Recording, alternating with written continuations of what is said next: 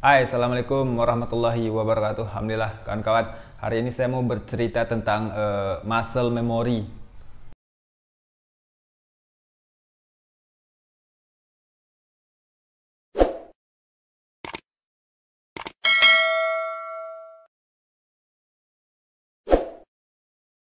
Oke, teman-teman ada yang pernah dengar istilah muscle memory enggak? Atau mungkin sangat familiar dengan istilah ini dan sebagainya. Muscle memory atau dalam bahasa kita apa ya? Memori otot, otot yang mengingat, otot yang menyimpan ingatan, gitulah pokoknya intinya muscle memory ini kalau kita boleh cerita maknanya ya, ini saya senang sebenarnya bercerita sesuatu itu dalam konteks kurang lebihnya begitu. Jadi bukan textbook gitu loh. Jadi muscle memory ini kurang lebih adalah satu situasi teman-teman di mana otot-otot kita nge-save, menyimpan apa-apa yang kita ajarkan kepada dia.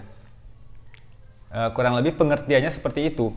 Dan saya tidak bisa menerangkan dari sisi teoritis bagaimana proses daripada muscle memory ini terjadi. Saya nggak akan terangkan itu karena ini bukan kapasitas saya. Teman-teman boleh searching di Google, boleh tanya pakar olahraga dan sebagainya. Tapi sederhananya ada peristiwa muscle memory di mana otot kita nge-save, menyimpan apa-apa yang kita ajarkan kepada dia, apa-apa yang kita latih kepada dia. Jadi otot kita akan nge-save memori tadi gitu loh. Misalkan salah satu contoh kasus muscle memory semisal di dunia fitness atau bodybuilding atau para atlet binaraga. Ketika seorang fitness teman-teman membentuk otot mereka, tubuh mereka akan terbentuk dari tubuh yang biasa, kemudian otot terbentuk. Setelah mungkin otot terbentuk, si pemilik tubuh bermalas-malasan daripada menjaga tubuhnya, kemudian makan sembarangan lagi, kemudian istirahat tidak terjaga dan sebagainya, hingga posturnya kembali rusak, baik menggemuk dan sebagainya. Ketika setahun berlalu, dia pengen diet lagi, pengen memperbaiki tubuhnya lagi. Itu akan lebih mudah bagi dia membentuk otot kembali ketimbang dia membentuk otot pertama kali dulu. Karena sel-sel otot mereka, sel-sel ototnya dia udah nge-save memori di masa lalu tentang pola latih yang diajarkan kepada otot-otot tersebut. Kurang lebih gitu. Hanya saja itu contoh kasus yang lain. Itu di dunia fitness ya, saya tidak terlalu paham perkara yang ke situ. Saya akan arahkan ke dunia kita. Dunia yang saya tekuni yaitu panahan dan lempar pisau. Oke. Ketika kita melihat orang berlatih sepeda di masa lalu, teman-teman, kita berlatih sepeda di masa lalu, hari pertama belajar, hari kedua, hari ketiga, kita tahu loh teorinya. Teori bersepeda kita tahu. Hari keempat makin bisa, makin bisa, makin bisa, makin bisa. Hingga akhirnya kita mahir dalam bersepeda. Ketika kita tahu kaki kita, sudah tahu bagaimana mengondisikan sepeda. Tubuh kita sudah tahu bagaimana membuat sepeda seimbang gitu loh. Hingga setelah kita mahir bersepeda, mungkin 1 tahun, 2 tahun, 3 tahun, 4 tahun, bahkan 10 tahun kita nggak bersepeda lagi. 10 tahun kemudian coba sepeda lagi, kita pasti masih bisa. Hanya saja mungkin tidak semahir awal-awal. Mungkin awalnya kita bisa jumping dan sebagainya, lompat dan sebagainya, atraksi dengan sepeda dan sebagainya. Butuh momen lagi, waktu lagi untuk melatih ilmu bersepeda kita yang terdahulu, kurang lebih seperti itu gitu loh. Seperti seorang pemain sepak bola misalkan, ketika dia berlatih teman-teman hari-hari berlatih, maka otot-otot kaki mereka itu nge-save memori bagaimana tendang di jarak segini butuh tenaga berapa nih. Maka kaki mereka otomatis akan menendang dengan kekuatan yang memang sudah dilatih jarak segini kurang lebih segini. Hingga sampai kepada target. Jika sekian tahun si pemain bola nggak bermain lagi, kemudian ketika dia niat bermain lagi, maka akan lebih mudah melatih kembali otot-otot kakinya untuk mengingat keterampilan yang diajarkan kepada kakinya di masa lalu. Oke, begitu juga sebenarnya dengan dunia panahan itu sendiri. Banyak orang yang bertanya, semisal bagaimana sih cara membidik? Bagaimana sih cara form sempurna? Saya kok latihan-latihan nggak pernah kena ya?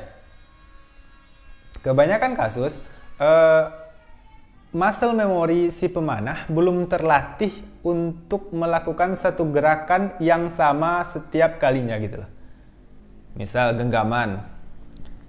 orang yang istiqomah berlatih terus-menerus dengan tentu yang pertama pelajari tekniknya ya. Teknik harus sama dulu nih. Kita harus tahu tekniknya dulu baru praktekkan.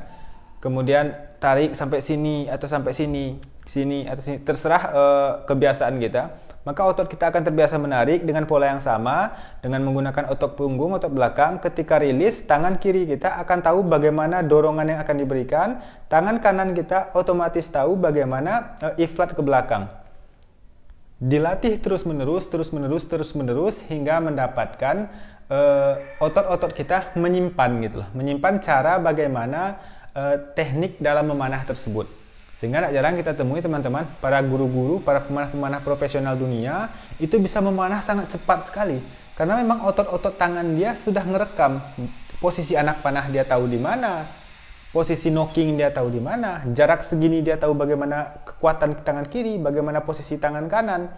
Seluruh aktivitas tadi tersimpan dalam otot-otot mereka. Nah, kurang lebih maknanya itu yang disebut dengan istilah muscle memory. Jadi bagaimana muscle memory ini terbentuk? Satu-satunya cara hanya dengan istiqomah berlatih. Pertama, pahami teorinya. Ketahui teorinya terlebih dahulu, baik itu dengan guru-guru dan sebagainya. Simpan itu teori di kepala kita. Latihkan itu teori secara istiqomah, secara terus-menerus, secara berulang. Sehingga otot-otot kita nge-save apa yang kita ajarkan kepada dia. Tangan kiri tahu bagaimana cara menggenggam, bagaimana ketika rilis, tangan kanan tahu sampai mana harus menarik, bagaimana ketika rilis, seluruh postur kita tahu posisi tadi gitu loh. Nah, inilah yang disebut dengan istilah muscle memory kurang lebih. Yang pertama fungsinya fahami teorinya, teknik. Yang kedua latih secara istiqomah terus-menerus. Sehingga otot-otot kita, seluruh muscle kita nge-save apa yang kita ajarkan kepada dia. Contoh lain, dalam dunia lempar pisau. Oke. Saya belajar teknik no spin teman-teman. Teknik no spin adalah teknik lemparan tanpa putaran. Sehingga kita pisau dilempar, dia akan tanpa berputar sampai ke target. Secara teori, saya sudah tahu dari bertahun-tahun yang lalu. Kalau nggak didorong dengan telunjuk, kalau nggak di sliding kayak gitu dengan telunjuk. Teorinya saya tahu. Berapa tahun yang lalu saya pernah coba, itu mungkin dalam 50 lemparan di 4 meter satu kali yang berhasil. Karena otot tangan saya belum terlatih untuk mengamalkan daripada teorinya tadi gitu loh. Terus menerus. Nah, beberapa bulan ini, mungkin 2-3 bulan terakhir, saya lagi senang-senangnya lagi nih belajar lempar pisau, latihan lagi. Yang mana jarak 4 meter sekarang, ya nggak perlu harus lemparan ke 50 berhasil gitu loh. Istilahnya kalau cuma 4 meter, itu udah mayoritas saya bisa mengarahkan pisau lurus ke depan gitu loh. Ya, intinya pisau udah nggak mutar lagi dia gitu loh. Karena saya biasakan melatih tangan bagaimana menjalankan teori. Teorinya begini, lalu kita latih ini tangan untuk mempraktekkan ini teori. Banyak kawan-kawan saya yang juga coba, gimana sih cara lempar pisau tanpa putaran? Gini loh teorinya, saya kasih tahu teorinya. Dia coba, loh kok nggak bisa? Loh kok nggak bisa? Lo kok nggak bisa? Bukan teorinya yang salah, hanya saja tangan mereka belum terlatih untuk meng-save teori yang benar tadi. Ketika teori tadi telah ter-save di muscle kita, di otot kita, di jari-jari kita, maka dengan situasi apapun, sesantai apapun, seseorang paham bagaimana melepaskan pisau dari tangannya.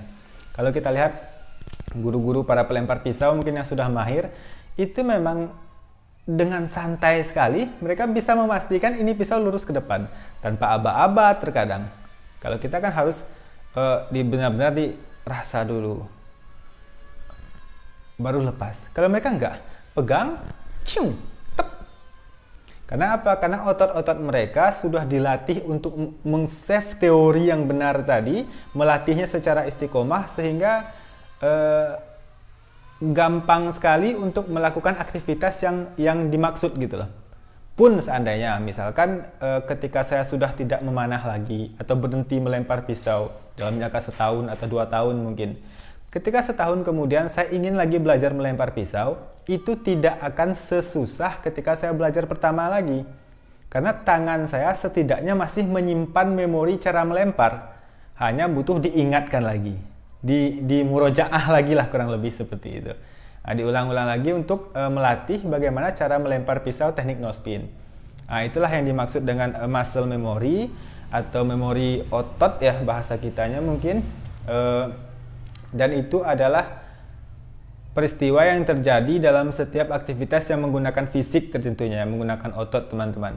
Sehingga penting sekali bagi kita untuk istiqomah sebenarnya dalam setiap latihan yang menggunakan fisik, yang menggunakan otot, yang menggunakan keterampilan. Baik itu memanah, kalau saya pribadi memanah ataupun melempar pisau. Istiqomah adalah tiangnya. Yang pertama tentu pahami teorinya terlebih dahulu.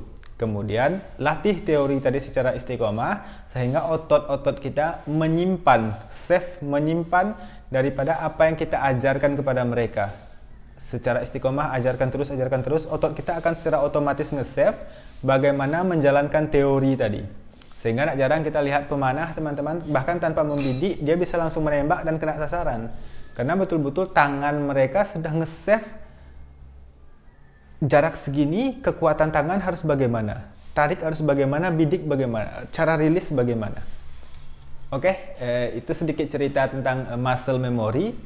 Semoga bisa difahami dan bermanfaat untuk kita semua. Sekian, assalamualaikum.